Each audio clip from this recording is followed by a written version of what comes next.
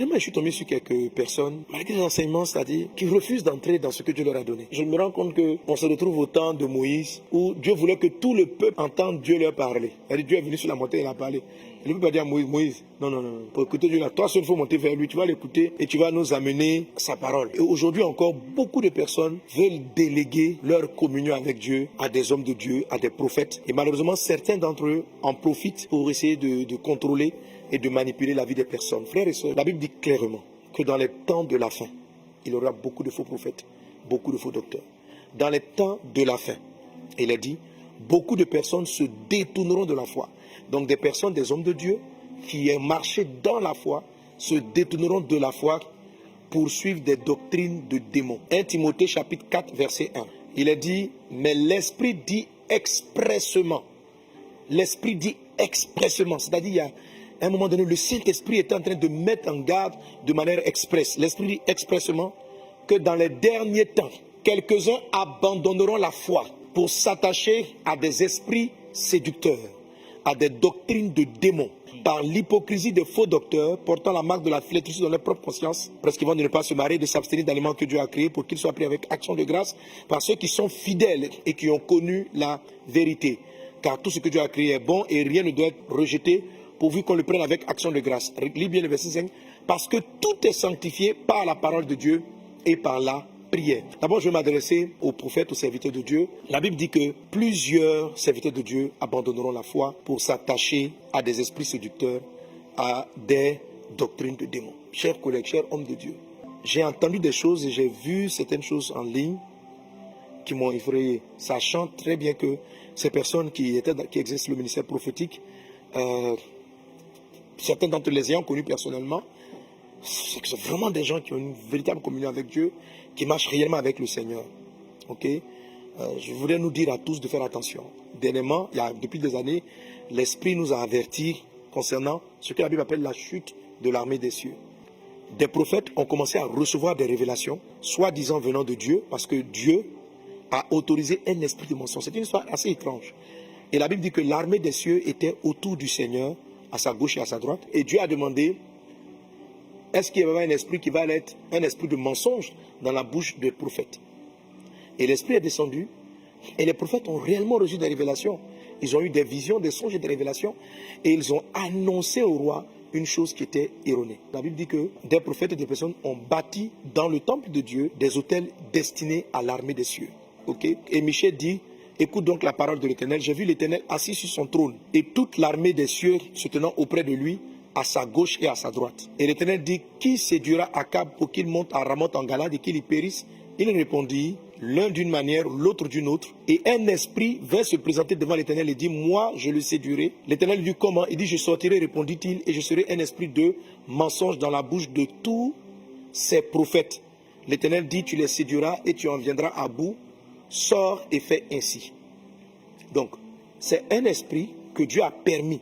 Et quoi? Un esprit qui vient être un mensonge. Et il a dit lui-même, l'esprit dit lui-même, je les séduirai. Ils vont raconter des mensonges et Akab va mourir. Alors, l'armée des cieux, si vous lisez attentivement les textes relatifs à l'Apocalypse, il est très souvent question donc de la chute d'étoiles et de la chute de l'armée des cieux. Autrement dit, ce phénomène qui s'est produit du temps du prophète Michée, qui a donné la véritable révélation, se passe actuellement.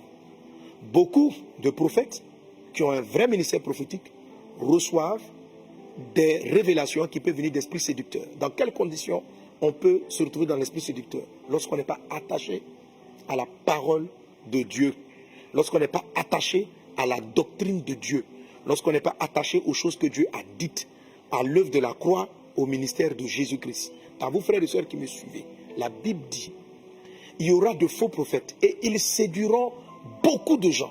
Ils séduiront beaucoup de gens. Donc toi qui me suis, il ne faut pas penser que ça ne peut pas t'atteindre. Je peux être séduit, tu peux être séduit, nous pouvons tous être séduits.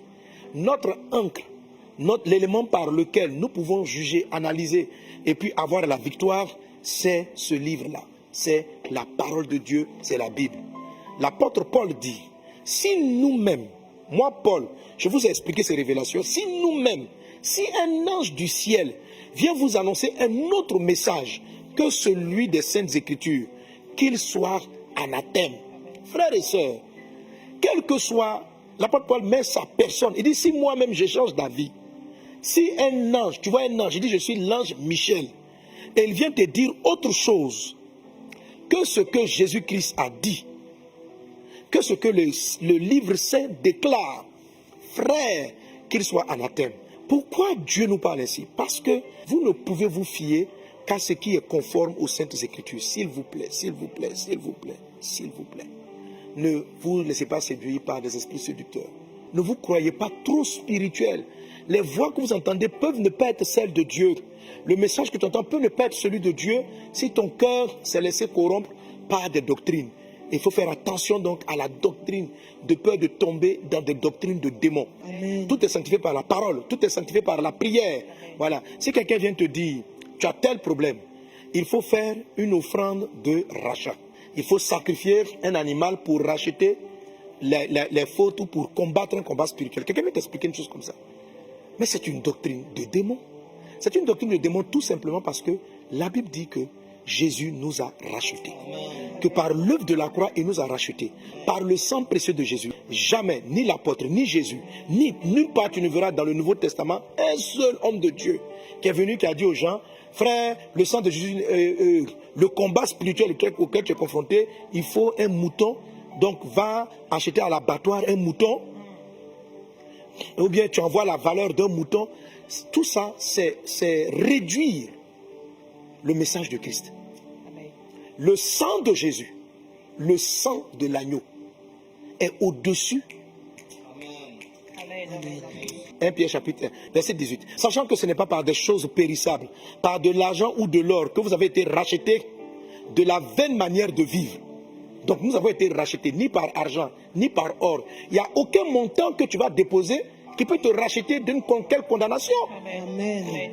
Est-ce que tu comprends ça? Les offrandes, c'est de l'adoration. Il n'y a pas d'offrande de rachat. Pour acheter quoi? Tu vas acheter quoi? Ton âme a plus de valeur que l'argent. Les démons auxquels tu sont confrontés là, ils ne mangent pas l'argent. Ok? Sachant que ce n'est pas par des choses périssables, par de l'argent ou de l'or que vous avez été rachetés de la vaine manière de vivre que vous avez hérité de votre père. Est-ce que tu comprends ça veut dire quoi? C'est-à-dire que tu ne peux pas racheter même les liens d'hérédité.